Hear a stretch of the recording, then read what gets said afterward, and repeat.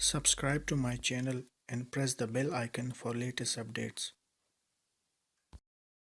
امام احمد بن حنبل رحمۃ اللہ علیہ ایک بڑے محدث اور فقیہ گزرے ہیں. اللہ نے ان کو بڑا مقام عطا کیا تھا.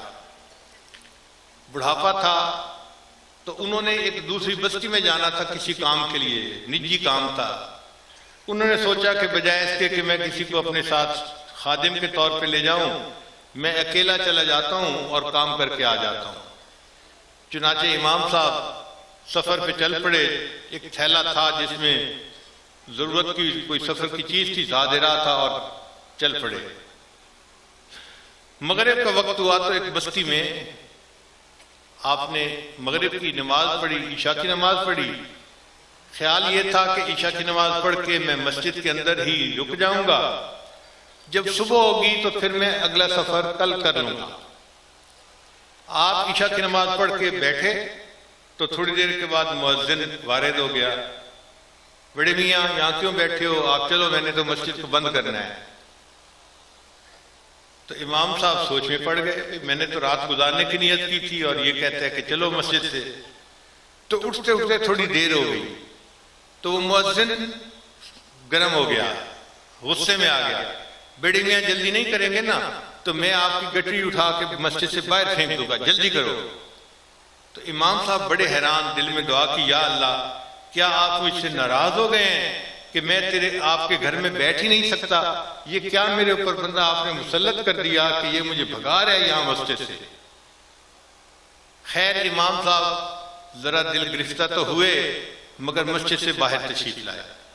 جیسے ہی مسجد کے دروازے سے باہر نکلے تو دیکھا کہ مسجد کے دروازے کے ساتھ ایک تنور تھا, نان بھائی کی دکان تھی.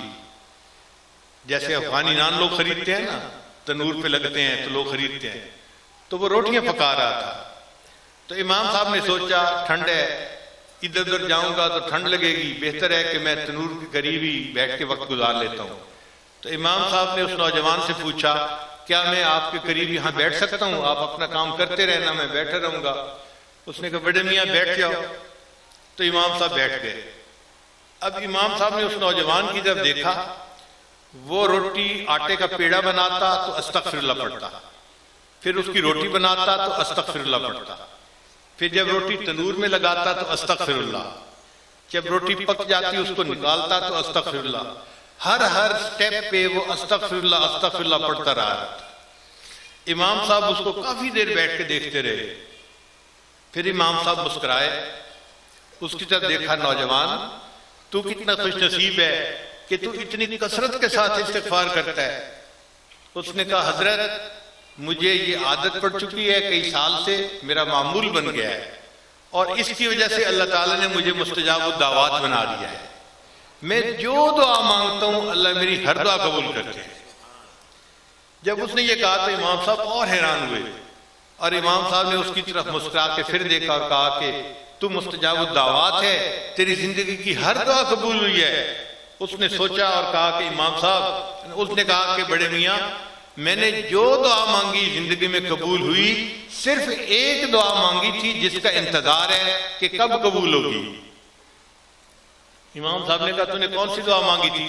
اس نے کہا کہ میں نے سنا کہ امام احمد بن حنبل کوئی بڑے اللہ کے ولی بزرگ ہے, اور میرے دل میں بڑی چاہت تھی کہ میں ان کو جا کے ملوں, مگر میرا کام ایسا ہے کہ میں چھٹی نہیں کر سکتا.